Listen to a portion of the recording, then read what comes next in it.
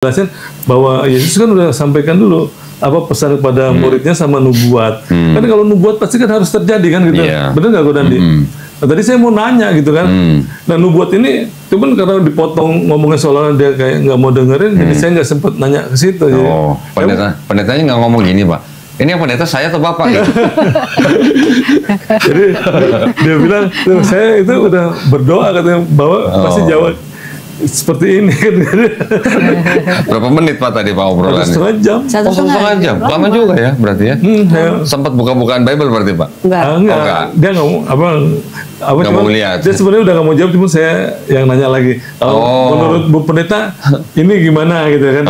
Gitu. Cuman tiap dia jawab, saya jawab lagi. Kan Bapak nanya, saya jawab, Bapak ngomong lagi gitu kan. Ya kan ini Bapak mau nanya, mau ngajarin saya gitu. Pendetanya gitu. Akhirnya saya diajak berdoa dulu di depan tetap diajak berdoa Pak. Diajak di depan altar gitu, depan karena saya ditabiskan kan di situ kan waktu itu. Ya. Aku juga kaget, wah kalau dibawa berdoa ke situ, aku pikir ini bisa berubah lagi. Tapi nggak apa-apa, saya bilang. Saya kan harus gentle juga Pak Andi ya kan. Bukan saya mau kasih lihat bahwa saya juga bertanggung jawab gitu, jadi nggak pergi gitu. Jadi dia tadinya mau referensi ke dosennya, cuma saya bilang ini saya tahu ada pendeta sih yang gelar dokter yang bisa bahasa. Jadi saya juga pengen tanya sama pendeta itu nanti supaya jelas. Ini kan jelas-jelas bahasa Ibraninya ada malaikat. Nah, pengen tahu masalah Tritunggal ini kalau menurut dia tuh gimana. Saya penasaran juga gitu. Ini jelas sisipan yang satu ya kan. Yang satu. Bapak kalau memang mau ketemu dengan pendeta yang bisa bahasa Ibrani itu harusnya Bapak bawa yang Tanakh yang seperti saya tuh. Oh gitu ya. Kan udah saya foto. Udah foto. Iya, kan ada bahasa Ibrani, ada bahasa Inggrisnya. Nah, saya mau nanya, ini benar nggak Pak Pendeta ini artinya? Kalau nggak kan berarti nggak ada ayat Tritunggal di Alkitab. Nah gitu. Sedangkan baru orangnya juga enak sih kalau menurut saya pendeta itu. Nanti biar kayaknya mungkin bisa lebih jujur dia maksudnya gitu. Nah dari situ baru kan Bu Pendeta kalau udah ketemu sama pendeta itu nanti lapor ya sama saya katanya. Siap. Lapor sama saya. Nanti saya kasih tahu gitu. Bapak kalau bicara dengan pendeta yang bisa bahasa Ibrani, yang paling penting Bapak tanyakan itu adalah apakah perspektifnya Yahudi terhadap kitab Tanakh itu sama dengan perspektifnya Kristen terhadap kitab Tanakh. Itu juga sempat saya tanyain juga ke pendeta itu. Terus? Kan Bu Pendeta kita tuh diajarin gitu kan bahwa Perjanjian Lama itu sama dengan Taurahnya orang Yahudi kan aku bilang gitu. Terus? Tapi saya nih Bu Pendeta, saya sendiri kemarin nih saya bilang baca gitu, ternyata beda gitu. Saya gituin, terus dia nggak mau percaya. Nggak percaya. Karena yang dia pegang hanya terjemahan Pak. Iya itu dan dia juga nggak ngerti bahasa Ibrani sama bahasa Yunani. Saya bilang ini ternyata beda Bu Pendeta artinya, dan itu yang tapi dia akuin bahwa memang kita pendeta cuma tugasnya untuk mengajari apa yang ada di dalam isi Alkitab ini gitu. Itu tugas kami. Yang sudah versi Kristen. Iya, itu tugas kami katanya dia bilang sebagai pendeta. Jadi saya jujur katanya Bu Pendeta itu. Mungkin banyak pendeta-pendeta lain yang nganggap bahwa Alkitab ini pasti benar itu. Saya akui bahwa Alkitab itu mungkin aja ada penulisannya yang salah katanya. Nah, kemarin kita belum sempat bicara tentang yang di dalam Tanakh itu kan ada 3 kelompok kitab Pak. Torah, Nevi'im, Ketuvim. Yang Torah saja ini ada 2 versi Pak. Oh yang itu ya, terbagi 2 kerajaan itu ya? Ya betul. Jadi ada yang namanya Torah Jewish, ada Torah Samaritan. Di dalam ini hanya Torah berarti hanya 5 kitab Musa saja Pak, yang Kejadian sampai Ulangan. Di dalam Torahnya saja itu ada kira-kira 6.000 perbedaan Pak. Banyak banget ya. Torahnya aja itu 6.000 perbedaan. Nah ini saya tunjukin Bapak nih. Kalau Bapak mau foto juga boleh. Kalau yang ini dalam bahasa Ibrani yang ada tanda bacanya nih Pak. Di foto juga nggak ngerti. Tunjukin aja kalau. Ini maksudnya tebel-tebel apa gitu nanti gitu. Tanyanya begitu Pak. Bener nggak pendetanya bisa bahasa Ibrani? Kalau yang ada tanda bacanya Pak, ini yang Torah Jewish. Yang tidak ada tanda bacanya, ini yang Torah Samaritan. Maksudnya ini sebelah sama? Iya. Dibandingkan dengan surat yang sama, ayat yang sama dibandingkan. ini ada huruf yang tebal-tebal nih, Mbak. Kalau yang itu yang apa yang itu kok nanti yang mengenai Tritunggal beda nggak? Nah, sekarang gini, saya juga dulu pernah Pak belajar bahasa Ibrani tapi tidak saya teruskan. Saya berpikirnya waktu itu gini, kalau saya khusus belajar bahasa Ibrani, saya tidak mendapatkan the global picture-nya gitu loh Pak. Ya, jadi saya lebih menggeser, saya mencari global picture daripada permasalahan antara Yahudi dan Kristen gitu. Dari buku ini ada terjemahannya bahasa Inggris Pak. Nih. Jadi karena kita bisa bahasa Inggris ya tidak terlalu sedih gitu loh ya. Ini mau dipoto nggak? Nah, ini nggak ngerti juga. Ya kalau mau dipoto aja nggak apa-apa. Bapak bisa tunjukkan ini kenapa ada yang tebel-tebel ini apa maksudnya gitu. Yang ini Samaritan, yang ini Jewish. Bahkan ada yang kosong Pak. Nah ini Bapak boleh foto. Ini tebel, yang di Jewish nggak ada, di Samaritan ada. Nah ini kan sudah perbedaan yang mencolok. Nah, kalau Bapak menanyakan yang kejadian 126, iya, maksudnya Samaritan sama itu. Ya tinggal kita lihat gini aja Pak nih. Sama nggak gitu maksudnya? Ya. Ini mau dipotong nggak? Mungkin terjemahannya sama. Ini ya. Berarti ini yang Jewish, ini Samaritan. Iya, ini Jewish yang Samaritan. Contoh kecil nih Pak. Yang Samaritan 6, hari ke-6. Iya. Yang Masoretik atau yang Jewish hari ke-7. Oh, beda ya. Dan ada 6.000 perbedaan Pak ya. Saya carikan yang kejadian 126 Pak. Oh ini dia di sini. Nah ini. Ini hanya perbedaannya sih tipis Pak nih. Tapi sama-sama malaikat juga ada bicaranya Allah sama. Kalau di sini kan nggak ada catatan kakinya Pak. Oh. Nah yang ada catatan kakinya di tanah. Oh yang di tanah ya. Nah di sini kan ini Elohim and according to our form di sini. Man in our image gitu, after our likeness. Ini sih mirip lah. Tapi ada yang begini nih Pak. Nah ini saya mau tunjukin Bapak nih perbedaan yang agak apa ya, krusial nih Pak ya. Ini Pak, Kejadian 16 ayat apa nih? 12. Bapak ingat ketika Ismail di dalam Bible disebutkan lakunya seperti keledai liar. Oh. Nah, ini bedanya tuh, Pak. Ini yang Jewish nih ya. Ditulisnya kan and he will be a wild man. Yeah. Diterjemahkan ke bahasa Indonesia menjadi keledai liar. Man harusnya bukan keledai ya? Iya, tapi ini diterjemahkan ke bahasa Indonesia menjadi keledai liar. Oh, bahasa Indonesianya ya. Ya. Terus kan ini Pak, his hand will be against every man. Jadi kan ini kan perang.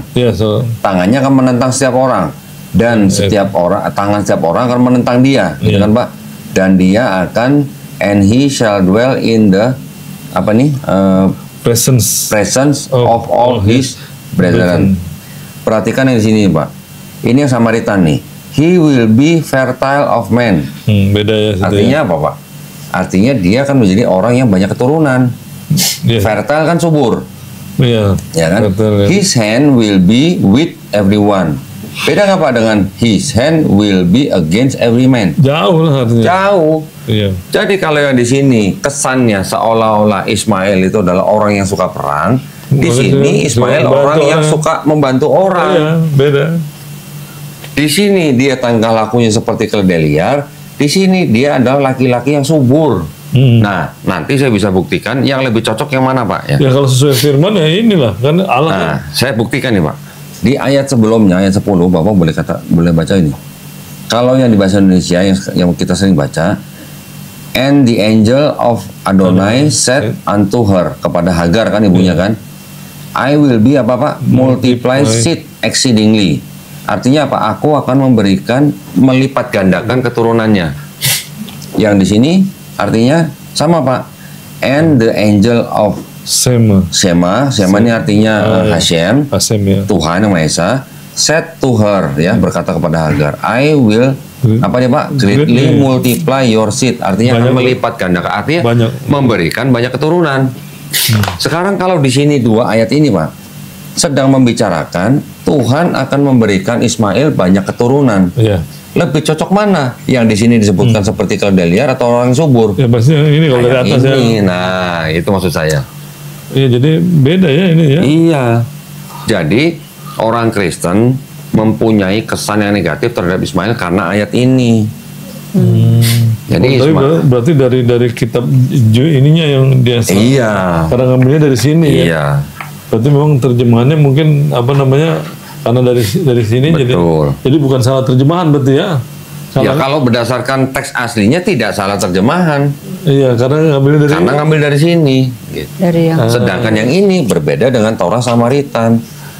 Orang-orang Samaritan itu Pak di seluruh dunia itu jumlahnya sangat-sangat sedikit, tidak sampai 1.000 orang Pak. Tapi memang yang semuanya semua atau perbagian aja yang diambil Samaritan punya Jewish atau sebagian Jewish atau enggak. Semuanya yang Jewish ya Jewish saja, yang Samaritan sendiri. Bukan yang dipakai sama kita. Tidak dicampur-campur. Yang dipakai sama PL maksudnya. Yang Jewish Pak. Oh, Bang Jewish yang bukan yang Samaritan. Oh, pantes. Yang Samaritan ini dijaga oleh orang-orang Samaritan itu, mereka mengaku sebagai the guardian of Torah, penjaga Torah. Dan itu hampir bisa dikatakan hampir nggak pernah dibahas gitu. Nah ini ada seorang yang namanya Benyamin Sedaka yang membandingkan antara yang Jewish dengan Samaritan. Dibandingkan ya. Ini orangnya. 6.000 perbedaan Pak kata dia. Jadi wajar ya ada. Nah ya kan jadi timbul pertanyaan. Kalau begitu yang salah yang mana? Yang Jewish apa yang Samaritan? Gitu. Gitu. Iya, sedangkan di Kristen udah menjiplaknya yang ini kan. Ya, di Kristen sudah sampai istilahnya ke kalau boleh dikatakan sampai ke sumsum. Iya, bahwa Ismail itu adalah tingkah lakunya seperti keledai liar, suka perang. Makanya timbul kesan di kalangan Kristen bahwa orang Islam yang dianggap sebagai keturunan Ismail itu orang yang suka perang gitu. Dari sini asal mulanya, Pak. Habis memang perbedaan sampai 6.000 ya Pak. Tetapi gini Pak, saya pernah berbicara dengan seorang rabi, yaitu Rabbi Tovia Singer.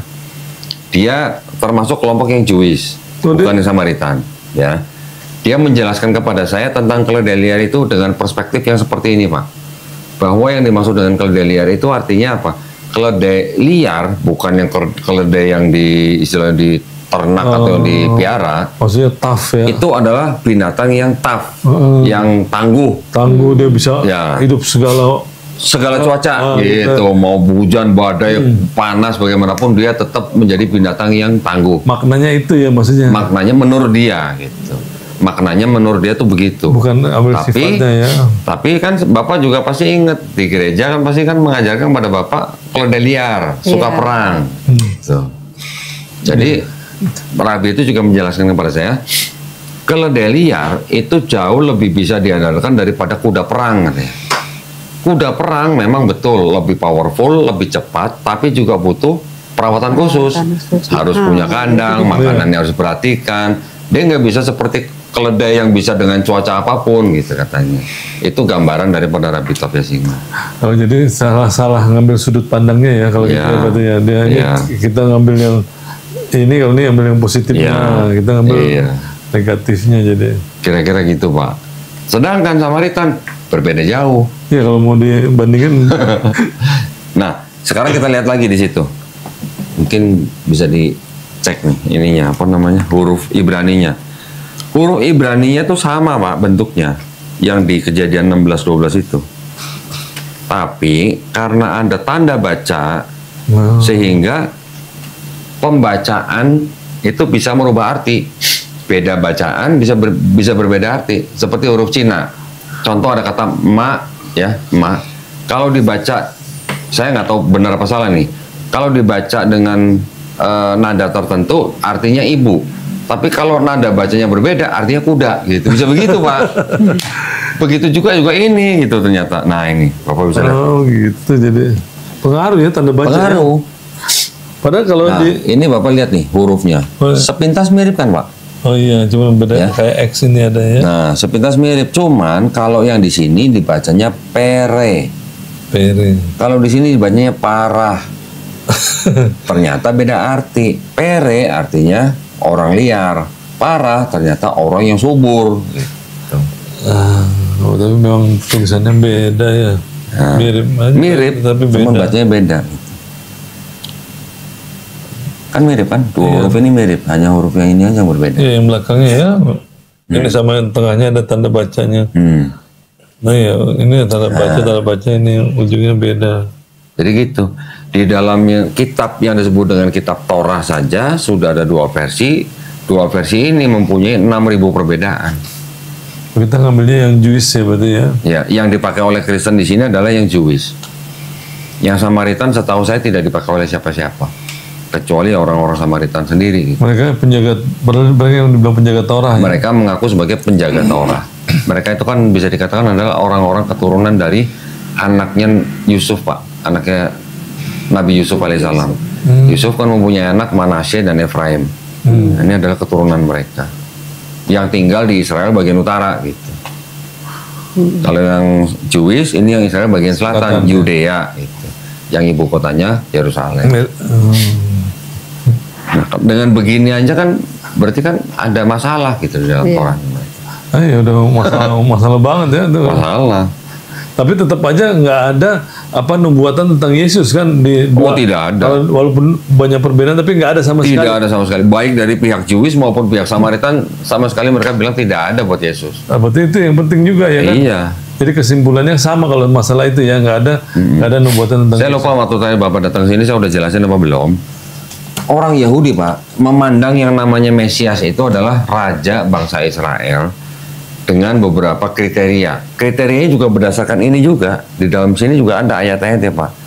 Kriteria yang pertama, ini menurut orang Yahudi Pak ya, bahwa yang disebut dengan Mesias raja orang Israel itu adalah harus keturunan dari Daud melalui anaknya Salomo atau Sulaiman. Sedangkan Kristen kan klaim Yesus adalah Mesias yang dijanjikan gitu kan. Sedangkan Yesus kan di Bible sendiri diceritakan bahwa Yesus anak kandung Maria, tapi kan bukan anak kandung Yusuf. Antara Yusuf dan Maria, yang keturunan Daud dari Salomo, itu yang Yusuf Pak, bukan yang Maria. Yang Yusuf melalui Salomo, yang Maria melalui Nathan. Nah, berarti kan sudah nggak masuk kriterianya kan, sebagai harus keturunan Daud melalui Salomo. Kedua, ini menurut orang Yahudi ya Pak ya, yang Jewish nih, bahwa yang disebut dengan Mesias yang akan datang itu benar-benar manusia, bukan Tuhan yang jadi manusia gitu. Benar-benar manusia. Hasil hubungan badan manusia gitu Pak, bukan Tuhan yang inkarnasi jadi manusia. Nggak ada konsep begitu gitu. Dua-duanya. Kemudian mereka katakan lagi, Mesias yang akan datang itu dia akan datang ketika di seluruh bumi sudah tidak ada orang angkat senjata, artinya sudah tidak ada orang perang gitu. Yesus waktu lahir masih ada perang nggak? Ya, masih lah. Zaman sekarang masih ada perang Pak ya. Satu lagi, Mesias yang akan datang itu nanti dia akan datang ketika di seluruh bumi ini sudah mengenal Hashem. Hashem itu adalah Tuhan. Ya nggak mungkin kan? Sekarang masih ada nggak Pak orang yang belum kenal Tuhan yang Maha Esa? Masih ada kan? Suku-suku pedalaman atau. Nah terus yang terakhir kali orang Yahudi bilang, yang disebut dengan Mesias yang akan datang itu dia datang untuk menyelesaikan misi cukup sekali. Bukan yang datang pergi datang lagi gitu. Nah kalau Yesus di Bible kan sudah datang, sudah disalib, sudah bangkit, sudah diangkat, nanti mau datang lagi. Walaupun kita Islam sebagian besar juga percaya bahwa Nabi Isa alaihissalam akan datang lagi. Tapi kita ketika Nabi Isa datang kita bukan mengharapkan dia datang sebagai Tuhan. Dia nanti akan datang sebagai umatnya Nabi Muhammad SAW dengan tugas-tugas yang sudah diberikan. Ya, kalau menurut hadis dia akan membunuh Dajjal, akan mematahkan salib dan membunuh babi. Membunuh Dajjal ini bisa diartikan harfiah atau literal. Tapi mematahkan salib dan membunuh babi bisa dikatakan itu arti kiasan Pak. Kiasan dalam arti apa? Meluruskan ajaran ya. Yang berurusan dengan salib dan babi siapa? Kristen. Nah, jadi kurang lebih yaitu untuk apa? Untuk membantah fitnah-fitnah orang-orang yang menuhankan dia. Meluruskan. Kira-kira gitu Pak. Di Alkitab kan dia akan datang untuk jadi hakim 12 suku Israel. Iya, bersama dengan 12 muridnya akan menghakimi bangsa Israel aja, bukan nggak menghakimi seluruh dunia. Yang selain Israel dihakimin nggak Pak? Kalau itu nggak, kalau di Alkitab gitu. Iya. Saya udah bilang begitu, ini kan cuma, tapi nggak apa namanya heran pendeta tuh nggak. Karena Kristen menganggap bahwa mereka mempunyai ikatan rohani Pak dengan bangsa Israel. Hanya sebatas rohani. Gitu. Ya, terus aku tanya mana ayatnya nggak bisa nunjukin. Nggak ada. Nggak ada kan ayatnya. Nggak ada. Jadi ngomong dia kita kan hanya sebatas rohani, tapi tidak ada hubungan nasab gitu ke bangsa Israel. Nah sedangkan Paulus sendiri kan menyebarkan ajarannya kan kepada orang-orang non Yahudi. Iya. Kepada orang-orang yang bukan Yahudi, ajarannya dia. Kan Paulus bilang, kepada kalian yang orang Yahudi, kalian harus tetap hidup di hukum Taurat. Nah, buat yang non-Yahudi ini, Yesus sudah mati di atas kayu salib buat nebus dosa kamu nggak perlu sunat, kamu nggak perlu ini, hukum Taurat sudah dibatalkan, gitu ajarannya. Iya, kan apa waktu bicara pendeta kemarin juga kan dibilang suruh beritakan apa Injil kan ke apa seluruh dunia. Saya bilang itu ayat sisipan Bu pendeta. Saya bilang ya udahlah katakanlah apa namanya, cuma saya jelasin katakanlah itu bukan sisipan, saya bilang. Di 2 raja-raja saya bilang bahwa bangsa Israel itu sudah apa namanya terpencar, nggak mau dengerin saya ngomongnya. Saya udah bilang di 2 ngomongnya kan gitu. Makanya maksudnya apa namanya beritakan Injil itu kepada bangsa-bangsa Israel yang ada di bangsa-bangsa di dunia yang udah terpencar itu maksudnya. Karena nggak mungkin saya bilang namanya firman Tuhan tuh harus apa saling berkaitan, nggak ada yang saling bertolak belakang kalau namanya firman itu Bu Pendeta. Saya bilang gitu. Ini kan Yesus sudah bilang nggak boleh beritakan Injil melewati apa namanya ke bangsa lain. Nah sama ini juga apa namanya kan Bapak baca dong masih di Bible dong. Yesus kan bilang, aku diutus hanya kepada domba-domba yang tersesat dari bangsa Israel. Saya juga bilang begitu, tapi nggak mau dengerin tuh.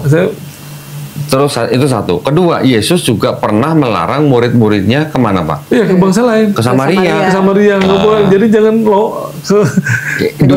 dua perintah ini atau 2 pernyataan ini tiba-tiba mau dianulir oleh satu ayat yang bilang karena itu pergilah jadilah semua bangsa muridku. Baptislah mereka dalam nama Bapa dan Putra dan Roh Kudus. Kan bertolak belakang. Nanti pendeta akan mencoba merekonsiliasi Pak. Nanti pendeta ada yang bilang begini, oh kalau Yesus yang diutus untuk bangsa Israel itu hanya untuk awal-awalnya aja. Setelah dia mau diangkat baru dia menyuruh ke seluruh bangsa. Ternyata ya sisipan gitu. Saya bilang ya sisipan deh. Tapi gini Pak, kita punya bukti yang kuat bahwa itu adalah sisipan. Buktinya apa?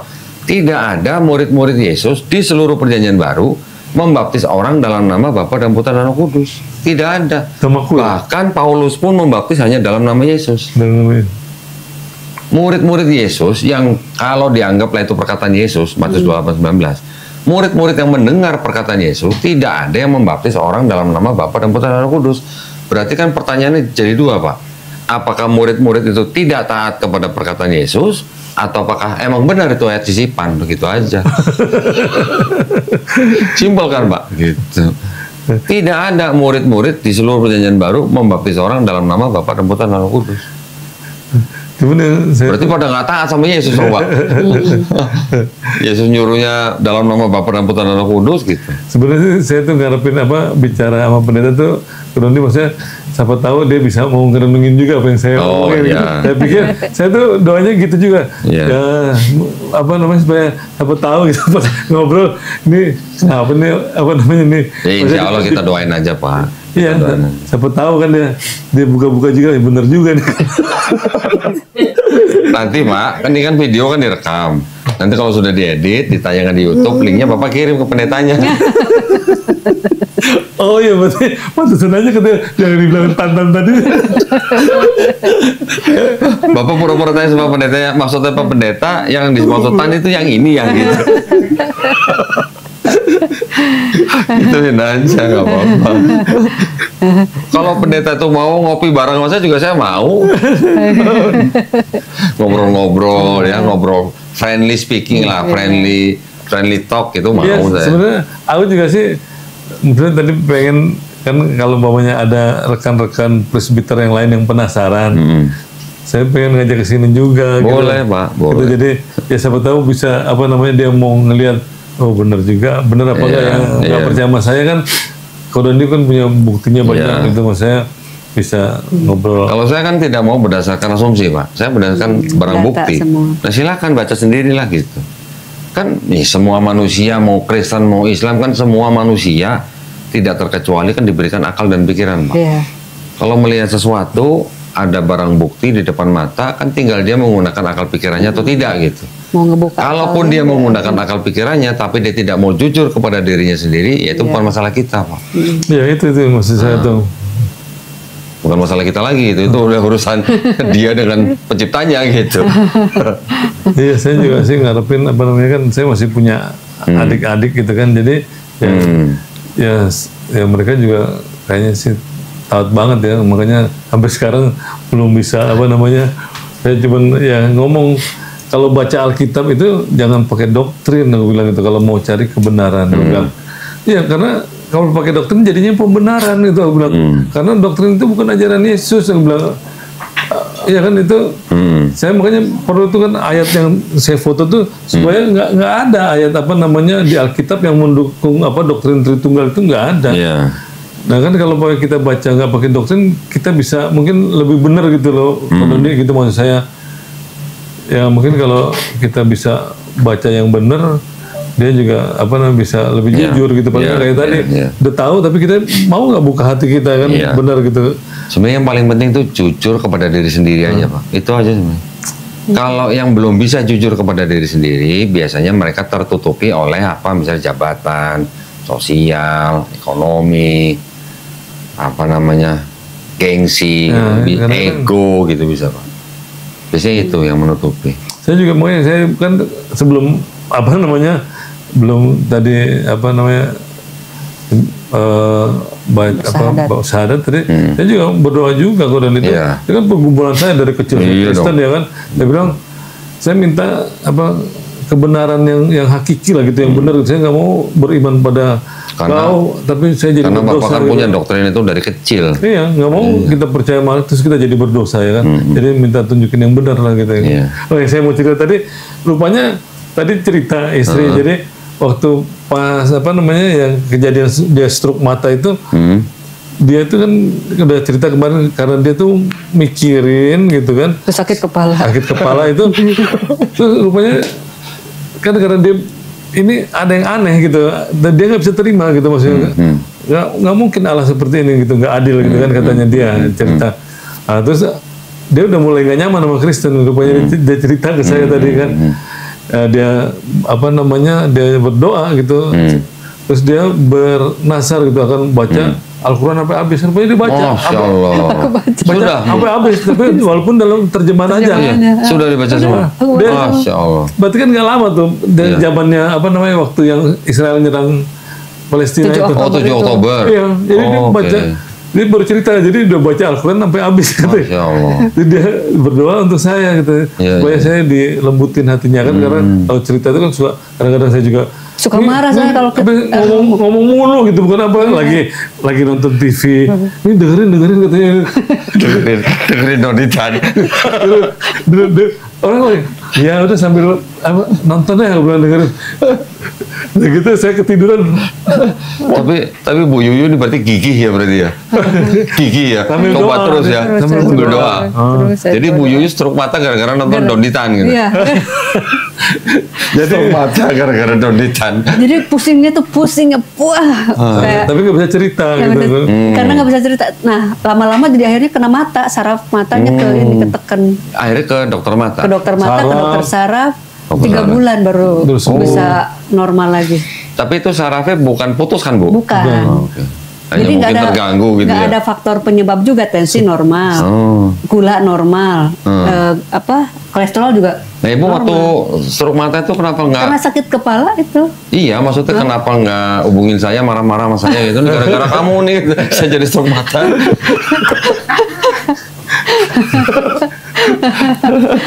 Tapi semua pasti ada hikmahnya ya Bu ya. Iya, baca Al-Quran bisa cepet juga.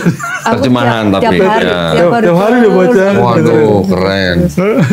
Sampai selesai. Kita yang Muslim aja belum tentu baca terjemahan sampai selesai. Jadi kalau pas nganter ke dokter kan suka lama tuh, kan daripada dia kan bacanya sendiri. Biasa kan ngantri biasa. Iya, baca di handphone. Iya, di handphone gitu. Pokoknya di mana aja lagi, di mana lagi dia bacanya di handphone, bukan di itu. Iya, alhamdulillah ya. Tapi ternyata dikabulkan sama Allah tuh. Ya. Alhamdulillah. Nah, saya tadi juga mau bilang, ketika Pak Heri datang ke sini 25 Agustus, hari ini alhamdulillah bersahadat. Ini sebenarnya sudah diizinkan Allah SWT, Pak. Di dalam Islam kita juga memahami gini, Pak. Pertemuan dua orang atau lebih itu tidak ada yang kebetulan. Tidak ada yang kebetulan, Pak. Bapak ketemu klien atau Bapak ketemu teman atau Bapak ketemu siapapun, itu semua sudah diizinkan. Dalam arti orang yang ketemu Bapak itu bisa menjadi orang yang mungkin menyalurkan rezeki ke Bapak, bisa juga nanti dia menipu Bapak gitu kan. Artinya dia bisa bikin Bapak bahagia, sekaligus mungkin dia juga bisa bikin Bapak